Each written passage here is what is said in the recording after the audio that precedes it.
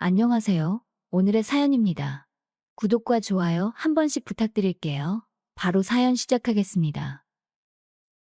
그 시절에 저는 아무것도 모르고 남편을 의심하는데 많은 시간을 보내고 있었습니다. 30대인 저는 남편과 신혼생활을 하고 있었습니다. 결혼하기 전부터 일이 매우 바빴던 남편과 함께할 시간이 적을 거라고 생각은 했지만 함께할 수 있는 시간이 너무 적어 마치 혼자 사는 건가 싶을 정도였습니다. 처음에는 오랜만에 집에서 휴식을 취하는 남편을 위로하기도 했지만 그러다 점점 불만이 쌓인 저는 남편의 얼굴을 볼 때마다 투정을 부렸습니다. 남편은 처음에는 난처한 표정으로 저를 달래주곤 했지만 시간이 흘러 제가 미안해한다는 것을 알게 되자 저를 무시하기 시작했습니다. 아무리 일이 바빠도 부부니까 관심 좀 가져줬으면 하는 마음이 커지니 남편을 곱게 볼 수 없었습니다. 제가 남편에게 투정을 부리면 남편은 조금만 있으면 일이 안정되니까 그때 네가 좋아하는 섬으로 가자. 고 말해주었는데 그것은 실현되지 않았습니다. 저는 남편에게 심술을 부렸습니다. 나보다 일이 중요한 거지. 그럼 일이랑 살고 집에 오지 마. 오랜만에 당신 얼굴 보니 기분 좋지 않고 괜히 기분이 나쁘네.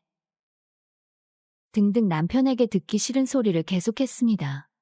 하지만 아무리 심한 말을 해도 반응이 없는 남편의 태도를 보면서 저는 부부로서의 끝을 막연하게 느끼고 있었습니다. 점차 남편에 대해 분노조차 느껴지지 않고 냉랭한 감정만 가지고 생활하고 있다는 것이 남편에게도 전해졌는지 남편은 일이 바쁘다는 이유로 집에 들어오지 않는 날이 점점 늘어났습니다. 원래 출장이 많은 부서였기 때문에 처음에는 의심하지 않았지만 어느 날 출장 가는 남편의 양복 주머니에서 집에서 가장 가까운 역에 있는 비즈니스 호텔 영수증과 회원카드가 나왔습니다. 영수증에는 저에게 출장 간다며 외박했던 그날 숙박한 것으로 기재되어 있었는데 회원카드에는 하루 숙박한 것이라고는 생각되지 않을 정도로 많은 포인트가 쌓여 있었습니다. 원래 직장에서도 일 잘하고 주위 여자들에게 인기가 많았던 남편입니다. 저는 저 말고 만나는 여자가 있다고 생각했어요. 그 여자와 즐겁게 지냈을 남편을 생각하니 억울했습니다. 그래서 저도 남편에게 질세라 밤에 나가 놀고 휴일에도 쉬지 않고 약속을 잡았습니다. 한동안은 재밌게 놀았지만 이내 완전히 지쳐버렸습니다. 겉으론 웃고 있지만 진심으로 즐길 수 없는 저 자신을 보자 화가 치밀었습니다. 이제 서로 자유로워지는 게 나을지도 몰라. 이런 생각이 들기도 했습니다. 남편은 이미 집에 잘 들어오지도 않았고 차라리 남편이 저 말고 다른 사람과 더 행복할 거라면 보내줘야겠다는 생각을 했습니다. 이제 각자 갈 길을 갈 때가 된 것이죠. 하지만 정말 사랑했었던 남편입니다. 이혼을 말하기까지는 저에게도 상당한 용기가 필요했습니다. 게다가 정말 끝낼 수밖에 없는 걸까? 라고 고민하는 마음도 있었습니다. 하지만 이제 남편에게는 새 여자친구도 있는 것 같고 며칠 동안 고민하다 저는 마음을 먹고 남편의 휴대전화로 문자를 보냈습니다. 오늘 일찍 끝날 것 같아? 할 말 있어. 그러자 바로 답장이 왔습니다. 나도 할 얘기가 있어. 되도록 빨리 퇴근할게. 저는 이혼을 결심했지만 남편은 이혼을 원하지 않을 거라고 제 마음대로 생각했어요. 하지만 남편도 이혼을 원하고 있었습니다. 그렇게 생각하니 심장이 두근거려 숨 쉴 수 없을 정도였고 서 있는 것도 힘들었습니다. 남편을 이제 보낸다고 생각하니 눈물이 자꾸 흘렀습니다. 마지막만큼은 웃으며 끝내려고 마음을 굳게 먹고 남편의 퇴근을 기다렸습니다. 밤이 꽤 늦었을 때 남편이 돌아왔습니다. 오랜만에 마주한 남편은 놀라울 정도로 말랐습니다. 상냥한 눈과 말투는 그대로였지만 둘 사이에는 좁혀지지 않을 것 같은 거리가 있었어요. 원래 말수가 적은 남편이었지만 제가 이야기하는 동안에 시선을 피하고 입을 다물고 있었습니다. 남편과 좋게 끝내려던 저는 무시당하는 것 같았습니다. 짧은 시간이었다고는 하지만 부부였던 우리가 이별을 선택하려고 하는데 왜 자신의 마음을 속시원히 말해주지 않는 걸까요? 저는 점점 화가 나서 시비 걸듯 말했습니다. 그래도 남편은 잠자코 제 말을 듣고 있었습니다. 어떻게든 입을 열게 하고 싶은 저는 새로 생긴 그녀의 존재를 언급했습니다. 분명 남편은 제가 눈치채지 못했다고 생각할 거예요. 내가 내 입으로 다 말하기 전에 변명이라도 한번 해보지 그래? 제 말을 들은 남편은 놀란 표정으로 제 얼굴을 보고 순간 미소를 지었습니다. 그러고선 뭐야, 들켰어? 라고 말하는 것이었습니다. 너무 신기하게도 그 농담 같은 말투에 저도 모르게 웃었습니다. 거기에 덩달아 남편도 웃기 시작했고 우리 부부는 정말 오랜만에 함께 웃었습니다. 내용을 떠나 남편과 예전처럼 함께 웃을 수 있어서 그냥 기뻤습니다. 그리고 그 후에는 신기하게도 예전처럼 대화를 나눌 수 있었습니다. 마지막으로 저에게 바람핀 것을 들켰기 때문일까요? 남편의 표정은 매우 개운해 보였습니다. 마지막이니까 좋게 좋게 웃으며 헤어지고 싶어. 제 제안에 남편은 알겠다고 하였고 언제라도 집에서 나갈 수 있게 함께 쓰던 물건들을 정리하기로 했습니다. 모두 소중한 추억들이라 당분간만 눈에 띄지 않도록 어딘가에 보관하고 싶었습니다. 남편은 애착이 가는 것을 오랫동안 사용하는 사람이지만 오늘은 쓰레기 봉투에 주저없이 넣었습니다. 주저함이 없는 모습에 제가 압도당했습니다. 자정 무렵쯤 거의 정리가 되고 서로의 짐만 남았습니다. 그때 남편이 저에게 말했습니다. 원하는 거 아무거나 가져가도 돼. 이번 일은 다 내 잘못이니까 보상이라고 생각해줘. 그런 남편의 눈에는 어렴풋이 눈물이 고여 있는 것처럼 보였습니다. 정리하는 동안 쓸쓸한 기분을 느낀 걸까요? 저도 같은 기분을 느꼈기 때문에 마음이 이해됐습니다. 남편에게 말했습니다. 아직 조금 생각할 시간이 있잖아. 천천히 치우자. 함께 쓰던 물건들은 다 정리했기에 오늘 이만 쉬기로 했습니다. 지친 몸을 욕조에 담그면서 머릿속을 정리했습니다. 바람난 남편에게 위자료를 받을 순 있겠지만 남편과의 추억을 더럽히는 일은 하고 싶지 않았습니다.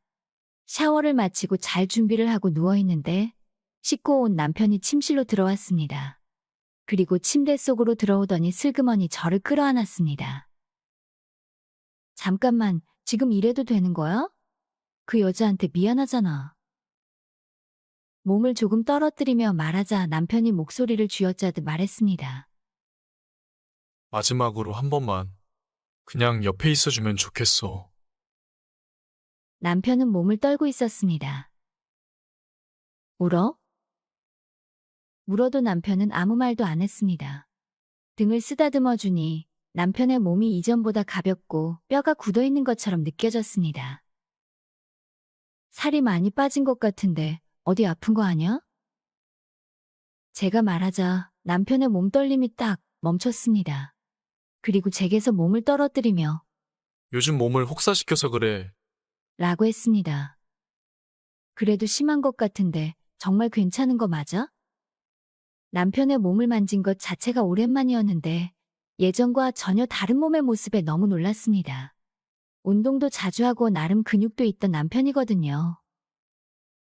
마지막 날이라고 울지 않아도 되잖아. 혹시 기쁨의 눈물이야? 저는 괜히 쓸데없는 말을 한 것 같았습니다. 남편은 가볍게 웃으며 여전하네. 그런 점이 좋았어. 내일부터는 행복한 삶을 살아. 어디에 있든 항상 기도해줄게. 남편은 그렇게 말하고 숨을 몰아쉬기 시작했고 이내 잠들었습니다. 나도 바라는 바야. 라고 중얼거리고 저도 잠이 들었습니다. 전날 늦게까지 방 정리를 해서 그런지 다음날은 늦잠을 자고 말았습니다.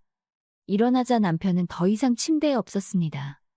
거실에 가니 테이블 위에 A4 크기의 봉투가 올려져 있었고 안을 들여다보니 통장 한 개와 뭔가 서류가 많이 들어있었어요. 모든 것을 꺼내보니 저희 부부의 재산에 관한 것이었어요. 그 외에도 제 명의로 되어 있는 통장에는 놀랄 정도의 고액이 찍혀 있었습니다. 그리고 작은 봉투에서는 이혼 신고서가 나왔습니다. 남편의 부부는 이미 기입해 두었고 나머지 제 부분만 기입해서 제출하면 되는 것 같았습니다. 황급히 남편 핸드폰으로 전화를 했는데 이미 해지된 건지 연결이 안 됐습니다. 며칠에 걸쳐 시댁이나 지인에게 남편의 행방을 수소문했지만 아무도 가르쳐주는 사람이 없었습니다. 어쩔 수 없이 회사에 연락을 했는데 남편이 몇 달 전에 퇴사했다는 사실을 알게 됐습니다. 남편에게 여자친구가 생겨서 퇴사한 거라면 이해가 가긴 하지만 이렇게까지 할 필요가 있을까요? 그리고 왜 아무도 알려주지 않는 걸까요? 사람들에게 배신감이 들었지만 더 이상 남편을 찾을 길은 없었습니다. 모처럼 남편이 위자료까지 마련해줘서 저는 자유로워졌으니 좋아하는 곳에서 잠시 휴식을 보내기로 결정했습니다. 1시간 정도 걸려서 섬에 도착했습니다. 몇천 명 밖에 살지 않는 이 섬은 남편과 관광으로 한 번 온 적이 있는데 저는 섬의 대자연에 빠져 있었습니다. 남편의 일이 안정되면 다시 방문하기로 약속했던 장소이기도 했습니다. 남편과의 추억도 있습니다만 지금의 저에게 필요한 것은 그 장소의 고요함일지도 모르겠네요. 그리고 몇 달 후 신혼집은 전세를 주고 저는 이 섬으로 이사 왔습니다. 신혼집에서 계속 살기에는 추억이 너무 많아 고민 끝에 결정한 겁니다. 남편이 어떻게 대출을 다 갚았는지는 모르겠는데 상당히 고생했을 거라는 생각은 듭니다. 그래서 남편의 고생을 물거품으로 만들고 싶지 않아 팔지 않고 그냥 세를 놨습니다. 남편에게 물어보고 싶은 것이 많은데 물어볼 수가 없네요. 이 조용한 섬에서 천천히 시간에 몸을 맡기며 지내려고 생각했습니다.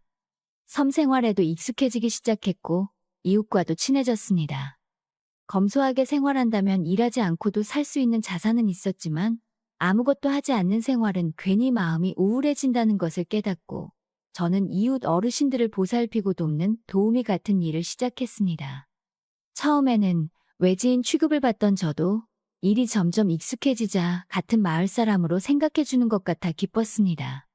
같이 일하는 동료가 육지에서 이곳으로 요양 온 사람이 있는데 저에게 맡아달라고 했습니다. 그분은 더 이상 치료할 방법이 없어 마지막 거처로 이 섬을 선택했다고 합니다. 의료 설비가 전혀 없는 이 섬에 그런 몸으로 이사 온다는 건 상당한 각오를 해야 합니다. 병세를 들었던 터라 약간의 긴장감을 가지고 계신 곳으로 가봤습니다. 도착한 곳은 바다가 내려다 보이는 높은 지대에 지어진 작은 집이었습니다. 오래전부터 빈집이던 곳인데 사람이 살 수 있을 정도로 수리를 하고 이사 왔다고 들었지만 정말 비바람만 피할 수 있을 정도의 집이었습니다. 마지막을 보낼 곳으로 여기가 마음에 들었던 걸까? 저는 걱정 반 의문 반으로 초인종을 눌렀습니다. 겨우 들릴 것 같은 작은 목소리로 들어오세요. 라며 목소리가 들렸습니다. 안으로 들어가니 햇빛과 바람이 들어오는 창문을 향해 한 분이 앉아 있었습니다. 역광의 얼굴은 보이지 않았고 눈을 가늘게 뜨고 다가갔습니다. 오늘부터 잘 부탁드립니다. 라며 돌아선 얼굴을 보고 저는 할 말을 잃었습니다. 거기에는 남편. 아니, 전 남편이 앉아 있었습니다. 서로 놀라 그냥 말없이 바라봤습니다. 처음에 말문을 연 것은 남편이었어요. 뭐야, 다 들켰네. 장난스럽게 웃는 남편은 전과 다름없었습니다. 여기서 뭐해? 여기 있을 리 없는 남편과 오기 전에 동료에게 들은 병세들이 머릿속에서 뒤엉켜 혼란스러웠습니다. 남편은 제 손을 잡아당겨 자기 옆에 앉혔습니다. 그리고 제가 진정될 때까지 손을 잡아줬습니다. 저는 점점 진정되었지만 남편의 병세에 대해 따질 수 없었고 남편은 저를 다정하게 껴안으며 계속 사과했습니다. 남편에게 할 말도 생각나지 않고 그대로 앉아있는데 현관 앞에서 누군가 노크하는 소리가 들렸습니다. 저는 눈물을 닦고 현관으로 가니 한 남자가 서 있었습니다. 울음을 터뜨린 제 얼굴을 보고 조금 놀란 얼굴을 하고 있었지만 남자는 가볍게 인사를 하고 안으로 들어가 남편 옆에 걸터 앉았습니다. 오늘의 몸이 어떻습니까? 라고 상냥한 어조로 말을 했습니다. 남편은 별반 다르지 않다는 식의 대답을 하고 바로 잡담을 시작했습니다. 이분은 아마 이 섬의 유일한 의사일 겁니다. 이 섬에는 입원 시설도 없고 간호사 한 분과 의사 한 분이 이 섬의 생명줄이라던 동료들의 이야기가 생각났습니다. 그렇다는 것은 남편은 이 섬에서 최후를 맞이할 것을 각오해 온 것 같았습니다. 남편이 각오를 했다지만 뭔가 할 수 있는 게 없을까 싶어 두 사람의 대화에 귀를 기울였습니다. 하지만 남편과 의사 선생님은 잡담만 10분 정도 한 뒤 돌아갔습니다. 저는 안절부절 못하고 의사 선생님을 따라갔습니다. 저의 불안해하는 모습을 보고 또 놀라신 것 같았는데 원래 부부였다고 말하니까 이해하시는 것 같았습니다.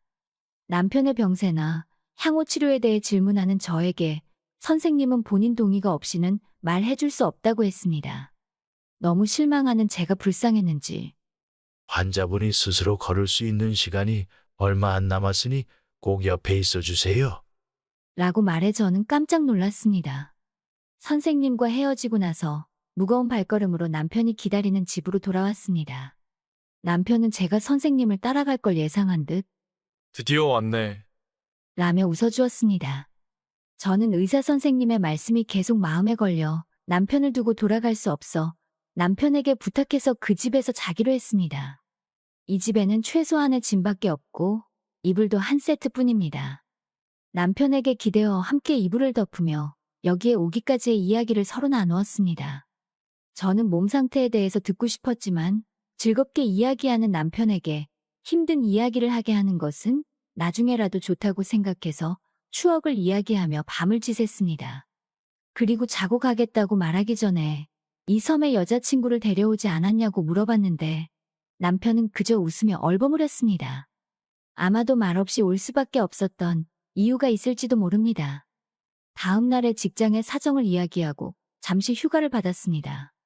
살 날이 얼마나 남았는지 모르는 남편과 함께 보내고 싶었습니다. 혼자선 많이 걷지 못하는 남편을 휠체어에 태우고 섬 여러 곳을 둘러봤습니다. 지난 추억의 장소나 처음 가보는 장소 보여주고 싶었던 경치입니다. 대화를 하지 않아도 그저 함께 있는 것만으로 행복이 느껴졌습니다. 함께 살 때도 이런 시간이 있었으면 좋았을 텐데 저는 이혼해도 좋아하는 마음은 어쩔 수 없다는 것을 깨달았습니다. 근데 이제 와서는 어쩔 수 없는 일입니다. 남편에게 괜히 혼란만 가져올 뿐일 거라 이대로 우정에 가까운 관계로 곁에 있게 해주길 바랬습니다. 즐거운 나날을 보내고 있던 것도 잠시 남편의 병세는 점점 심해졌습니다. 기대하고 있던 외출도 산책도 할 수 없을 정도로 체력이 떨어졌습니다. 일상생활조차 어려워지면서 꾸벅꾸벅 잠드는 경우도 많아졌습니다. 의사 선생님은 매일 방문해 주셨는데 통증이 없는 것은 행운이고 이건 자연스러운 일이라고 합니다. 벌써 남편과의 이별이 와버리다니 슬펐습니다. 저는 언제 눈을 뜰지 모르는 남편이 일어났을 때 외롭지 않도록 남편 곁을 한시도 떠나지 않고 간병을 했습니다. 가끔 눈을 뜬 남편은 마치 꿈에서 막 깨어난 것처럼 꿈 이야기할 때 먼 옛날의 추억을 방금의 일처럼 이야기하기도 했습니다. 모든 시간이 사랑스럽고 그 사랑스러움 때문에 슬픔도 깊어진 것이었습니다. 그 후 남편은 점점 일어나는 일이 없어졌어요. 대화가 사라졌을 때도 저는 남편 옆에서 좋아하는 책을 읽거나 그리운 경치의 모습을 남편에게 전해줄 수 있도록 이야기해 주었습니다. 어느 날 너무 예쁜 노을을 남편에게 알리고 싶었어요. 남편의 손을 잡으면서 이야기를 하려고 할 때 남편의 손이 차가워지고 있는 것을 느꼈습니다. 호흡 간격도 벌어지고 가슴이 불안정하게 위아래로 움직였습니다. 황급히 선생님한테 전화하니까 바로 와주신다고 했습니다. 어쩔 수 없는 상황에 가슴을 쥐어뜯는 듯한 생각이 들면서 저는 선생님의 도착을 기다렸습니다. 이 모든 게 실수였으면 좋겠고 선생님이 괜찮다고 말해줬으면 했습니다. 그러나 도착한 선생님은 진찰을 한 뒤 벌써 혈압도 많이 내려가고 있습니다. 조용히 맞이할 수 있게 해드리죠. 환자분은 아내분이 옆에 있어 주기를 바랄 테니 저는 잠시 자리를 비켜드릴게요. 무슨 일 있으면 바로 올 테니까 안심하고 옆에 있어 주세요. 선생님은 저에게 말한 뒤 남편에게 작별 인사를 하고 밖으로 나갔습니다. 이런 순간이 올 줄은 알았지만 정말 괴롭습니다. 당신을 만나서 나는 행복했어요. 어려움도 있었지만 사실은 당신을 사랑해요. 남편의 귓가에 남편의 손을 잡으며 속삭이듯 말했습니다. 그러자 남편의 손이 희미하게 저를 움켜쥔 것입니다. 의학적으로는 있을 수 없는 일인 것 같지만 저는 확실히 느꼈습니다. 곧 남편은 마지막 숨을 내뱉고 조용히 하늘로 갔습니다. 눈물은 멈추지 않았지만 남편의 마지막을 함께 할 수 있어서 기뻤습니다. 남편이 죽고 나서 화장까지는 허겁지겁 일이 진행되어 바빠서 슬픔에 잠길 시간이 없었습니다. 남편의 유품을 정리하고 나서 집에 돌아왔을 때 우편물이 산더미처럼 쌓여있는 것을 깨달았습니다. 하나하나 보다 보니 그리운 글씨체를 발견하고 저는 눈을 부릅떴습니다. 거기에는 수십 통에 걸친 남편의 편지가 있었습니다. 남편의 편지는 우리가 다시 만난 날부터 시작되었습니다. 남편은 재회에 대한 희미한 기대를 가지고 이곳으로 이사한 것 같은데 설마 정말 만날 수 있으리라고는 생각하지 못했던 것 같습니다. 남편은 놀랐지만 기쁜 마음을 들키지 않는 것이 힘들었다고 적혀 있었습니다. 남편다운 웃긴 글귀에 저도 모르게 미소가 지어졌습니다. 게다가 남편이 그렇게 생각해 준 것이 저에게는 최고의 말이었어요. 날짜를 보면 매일 보낸 것 같은데 글씨체는 날이 갈수록 흐트러지고 편지 내용도 짧아져 병세의 진행을 생생하게 보여줬습니다.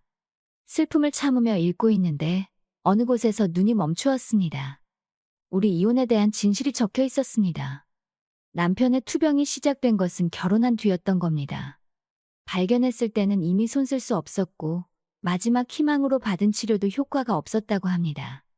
절 자신을 간병하는데 희생시키기 싫었던 남편은 이혼할 때까지의 계획을 세웠고 그 작전에 제가 감쪽같이 넘어간 겁니다. 제가 다른 여성의 존재를 의심할 거라고는 생각하지 못한 것 같은데 위자료 명목으로 큰돈을 물려줄 수 있으니 딱히 부인하지 않았던 거죠. 치료도 이제 필요 없으니 모든 재산은 청산하고 네가 불편함 없이 살 수 있도록 하고 싶었어. 라고 적혀 있었습니다.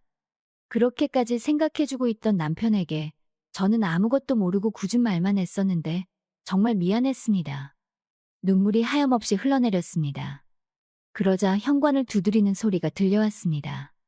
황급히 눈물을 닦고 문을 열었더니 선생님이 서 계셨습니다. 그리고 저에게 한 통의 편지 봉투를 건네줬습니다. 그 봉투는 아까까지 읽던 남편의 편지와 같은 것이었습니다. 환자분의 부탁을 받아 매일 편지를 보내고 있었어요. 며칠분은 의식을 잃기 전에 쓰셨던 거고 차마 부탁을 거절할 수 없었어요. 그리고 이게 마지막 편지입니다. 자기 집에 아내분이 돌아오면 전해달라고 했어요. 그랬습니다. 이 편지가 남편의 진정한 마지막 편지입니다. 선생님께 감사의 인사를 하고 다시 남편의 편지를 마주했습니다. 마음을 가라앉히고 마지막 편지를 조용히 열었습니다.